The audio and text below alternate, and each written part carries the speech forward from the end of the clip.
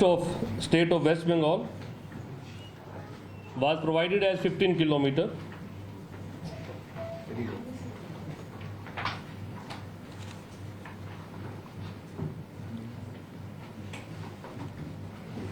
Recently, on 11th October 2021, Government of India, Ministry of Home Affairs has notified 3 separate notifications. One notification is under Criminal Procedure Code 1973. The second notification is under Passport Entry into India Act 1920. Third notification is under Passport Act 1967.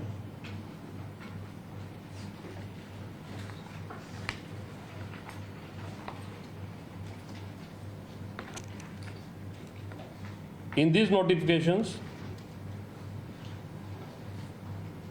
the jurisdiction of Border Security Force in the state of West Bengal, Assam and Punjab has been extended up to 50 kilometers,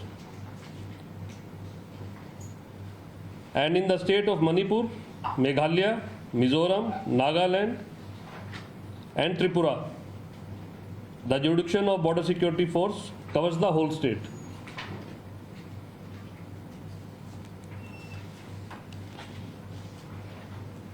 As you are aware, Border Security Force is the first line of defense of the country and is mandated to guard and secure our international border along Pakistan and Bangladesh. Eastern Command is mandated to look after the Eastern Theatre that is along our international border with Bangladesh, which spans over approximately 4,142 kilometers. Border Security Force has very limited power under these acts. That is power of search, seizure and arrest. Border Security Force is not an investigating agency. In whatever search, seizure is made at the border, whosoever is apprehended, they are handed over to the concerned law enforcement agency. In offences under Foreigners Act 1967, Foreigners Act Entry into India 1920 and some other acts, the seized property as well as the apprehended person is handed over to the local police.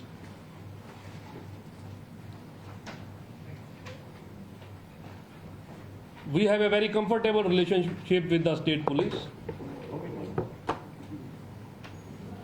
There is synergy between state police, Border Security Force and other law enforcement agencies at all levels. Time to time we interact, we share intelligence, information. At times we also conduct joint operations, both at the border as well as the hinterland. Now what I want to clarify is, as a result of the 3 notifications which I mentioned, jurisdiction of Border Security Force in the state of West Bengal has been enhanced up to 50 kilometers. As has come out in some of the media reports, there is some apprehension that Border Security Force will now start interfering with the law and order machinery in the state when the jurisdiction has been extended up to 50 kilometers. I would like to clarify, as mentioned earlier, Border Security Force has no power of investigation.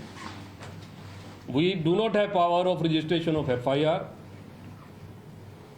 whatever search, seizure or arrest that we make, it is handed over to the concerned law enforcement agencies, that also includes the state police. And it is for them to register FIR and take further action, whatever is required in the matter. Even after the aforementioned 3 notifications that materialized on 11th October, the situation remains the same. The power of the Border Security Force regarding search, seizure and apprehension or arrest remains the same. Only the area has been extended from 15 kilometers to 50 kilometers. As you will see, I mentioned 3 notifications. One under CRPC, where the power of search, seizure and arrest has been given to Border Security Force.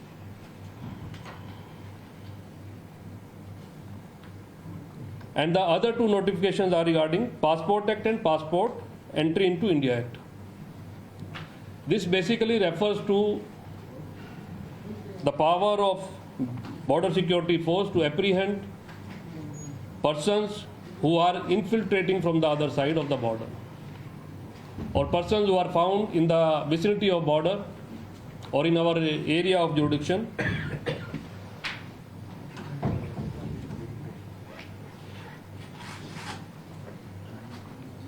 who have violated Passport Act and Passport Entry into India Act. These notifications do not confer any other additional power on Border Security Force. So the apprehension, which I said earlier, as made out from news reports in certain quarters, that Border Security Force will start meddling in law and order situation, is not at all correct. If there is any misgiving, any apprehension in this regard, I would like to clear that in this meeting. As before, we will continue to function in complete synergy with the state police and other law enforcement agencies. And as I mentioned, we have a wonderful relationship, and we have a very cordial relationship with all the law enforcement agencies. If any of you have any question in this regard, you are most welcome. So the apprehension which has been raised by the state of West Bengal essentially indicate that the conduct of BSF has been torturous. That's the word they have used in the floor of the assembly. The reason why they're apprehensive in this extension of the jurisdiction, they are saying that they have used words like women are inappropriately touched in the name of frisking, and also they had been firing without any warning. So giving more jurisdiction would invite more trouble for the common villagers who certainly don't understand your language. How do you respond to these allegations of your misconduct? Border Security Force is a disciplined force, and in Border Security Force Act we have a very powerful act. Any act of indiscipline, any act of misdemeanor is not taken lightly. Inquiries are conducted, and wherever any misdemeanor is proved, stringent action is taken.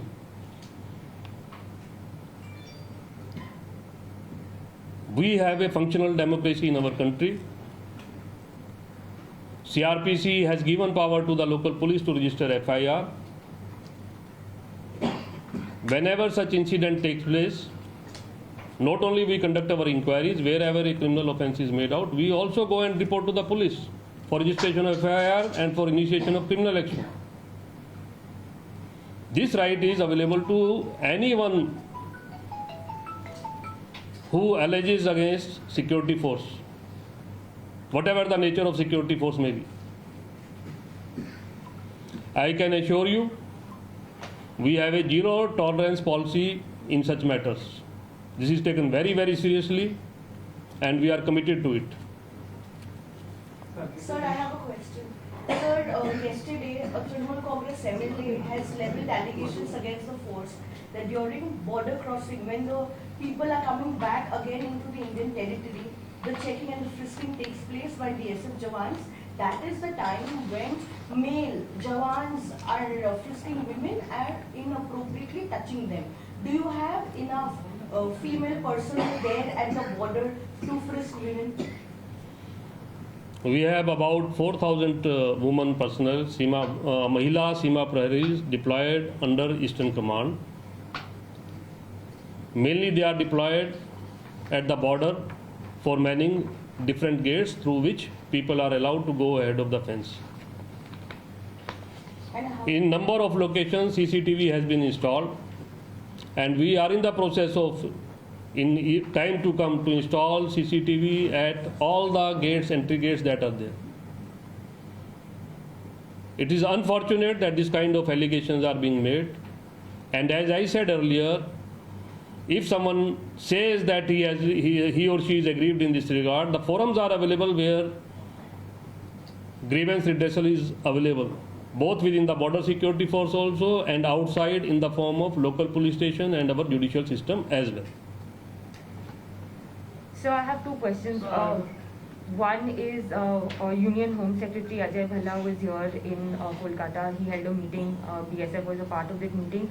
If you could just tell us broadly what was discussed and if there were any new steps taken or suggested by the Center for the BSF here in West Bengal. And secondly, with the increase in the jurisdiction now from 15 kilometers to 50 kilometers, how is that going to change the outcome of international border security, and how does the BSF plan to strategize when it comes to increasing, because now you all will be further into the villages, so with the state government already opposing it and there's already a conversation that's built against Okay, the let me clear the last point first, that BSF will be visiting villages. All of you are almost aware that whenever there is any need for us to conduct any operation in hinterland, as far as possible we inform the local police and we take their rep along with us. This is a standard practice. I am leaving aside a few cases of hot pursuit where this may not be possible, but by and large this is the general policy which is followed everywhere. And as I said, we have a very comfortable relationship, functional relationship, day-to-day functioning relationship with the state police. We understand the complications of functioning in hinterland, and we are very much aware, and our troops on the ground are very much sensitized about this, how they have to act, how they have to behave, and how the cooperation of the local police has to be taken, and it is always forthcoming. Sir, the meeting with Union Home Secretary Ajay Bhalla. I think that is outside the scope of this meeting. Okay. Sir, regarding the Trinamool Congress endless allegations you studied, did you ever get any kind of official complaint from the local administration or the villagers against BSF personnel behaving in You must understand the metrics at the border. Trans-border crimes do happen. It is our mandate to stop those trans-border crimes, and if at all those crimes are happening, to take action as per the powers that has been given to us. So when we talk of allegations, as I said earlier, we take every allegation very seriously. There is a laid out SOP on how the various allegations, complaints will be dealt with, and that process is followed.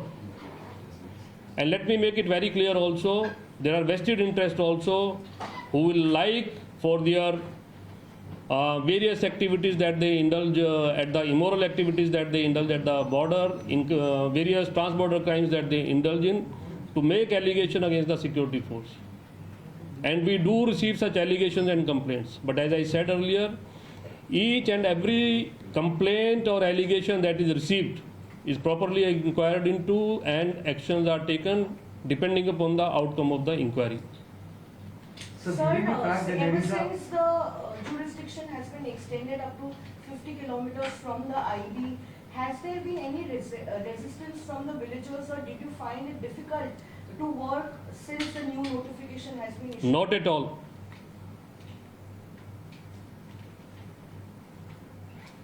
With the kind of position the state government has taken, which opposes the notification, do you fear there could be challenges? Because as you said, you are working in synergy with the local police, but if the resistance is being expressed so vocally, do you fear there could be some trouble in your operations as far as search and seizures are concerned? See, I can only say about the situation prevailing as on date. As I said earlier, as of date, we do not have any issue or any problem, and we have a very comfortable relationship with all other law enforcement agencies with whom we are functioning. Sir, I have a very direct question. You know, there have been allegations made that BSF as a force is being used by a political party, for the respect of uniform, I'm not taking the name.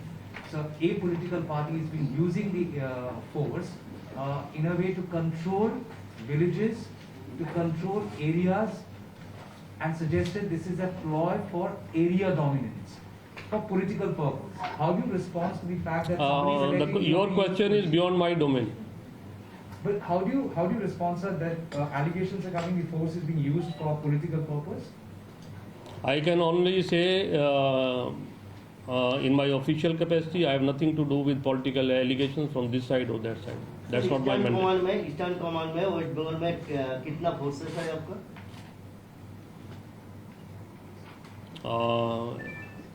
It will not be appropriate to state the number of battalions that are deployed, but I can say that we have adequate manpower. हाँ? We have adequate manpower. तो ये 50 kilometre जो बढ़ गया है, इसके बाद आपका जो रिक्वायरमेंट है मैन पावर के, कितना हो सकता है और कितना चाहिए आपको? क्या As I said, in hinterland we go only when there is a need, and that is seldom. So it does not account for any enhancement of manpower whatsoever. Sir, Infrastructure? we don't have any international border in Manipur and Nagaland with Bangladesh. Then you are responsible for whole states. What is the purpose? No, we are deployed in internal security duty there. Internal security. Anything else?